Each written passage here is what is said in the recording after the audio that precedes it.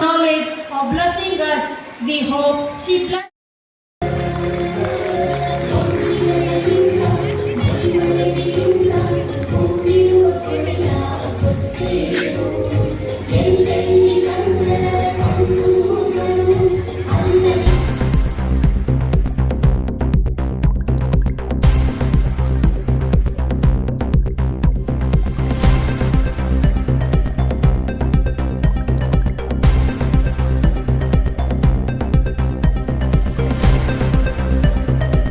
ಸಣ್ಣ ಒಂದು ಕಾಗಕತೆ ಹೇಳ್ತೀನಿ. ಒಂದು ಸ್ಮಾರ್ಟ್ಗೆ, ಒಂದು ರಫ್ಗೆ. ಒಂದು ಸಣ್ಣದೇನೆಂದರೆ, ಕಾಗೆಗೆ ನೀರಡಿಕೆ ಆದಾಗ ಅವಾಗ ಮುಂದೆ ನಮಗೆಲ್ಲ ಓದಿಸಿದ್ದು ಕಲ್ಲುಗಳು ಹಾಕಿ ಆ ಒಂದು ಜಗ್ಗಿನಲ್ಲಿ ನೀರು ಇದ್ದಾಗ ಅದರಲ್ಲಿ ಕಲ್ಲುಗಳು ಹಾಕಿ ಮೇಲೆ ಬಂದ ಮೇಲೆ ಕಾಗೆ ನೀರು ಕುಡಿದು ಹೋಯ್ತು ಅಂತ ನಾವು ಕಲಿಸಿದ್ವಿ. ಅವಾಗ ಆ ಕಾಲ ಇತ್ತು ನಾವು ಓದುವಾಗ.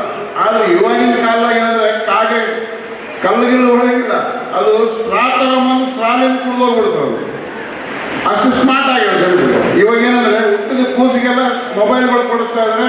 ಟೀಚರ್ಗಳಿಗೆ ಎಷ್ಟು ಒಂದು ಭಾಳ ಅವ್ರಿಗೆ ಹೆಂಗಂದರೆ ಒಂದು ಚಾಲೆಂಜಿಂಗ್ ಆಗಿದೆ. ಯಾವ್ದು ಕಲಿಸ್ಬೇಕು, ಯಾವ್ದು ಬಿಡಬೇಕು. ಯಾಕಂದ್ರೆ ರೈಮ್ಸ್ ಇವ್ರು ಕಲಿಸೋದಕ್ಕಿಂತ ಮುಂದೆ ಹುಡುಗರೇ ಓದ್ಕೊಂಡು ಅದ್ರಾಗ ನೋಡ್ಕೊಂಡು ಬಂದು ಅವರೇ ಮೊದಲು ಹೇಳ್ತಿರ್ತಾರೆ ರೈಮ್ಸ್.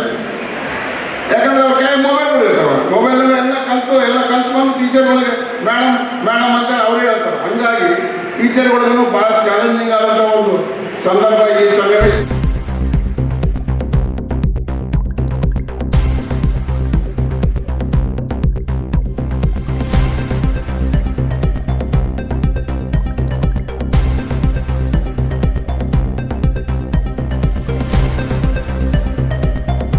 ಬರೀ ಟೀಚರ್ಸ್ ಕೆಲಸ ಅಲ್ಲ, ಟೀಚರ್ಸ್ ಜೊತೆಗೆ ನಾವು ಪೇರೆಂಟ್ಸು ಮತ್ತು ಟೀಚರ್ಸು ಒಂದು ನಾಣ್ಯದ ಎರಡು ಮುಖಗಳಿದ್ದಂಗೆ. ನಾವಿಬ್ಬರು ನಮ್ಮ ಮಕ್ಕಳನ್ನು ಸರಿಯಾಗಿ ಅರ್ಥ ಮಾಡ್ಕೊಂಡಿದ್ದೇನೆ, ನಮ್ಮ ಮಕ್ಕಳು ದೊಡ್ಡ ಸಾಧನೆ ಮಾಡ್ತಾರೆ ಅಂತ ನನಗನ್ನಿಸ್ತದೆ.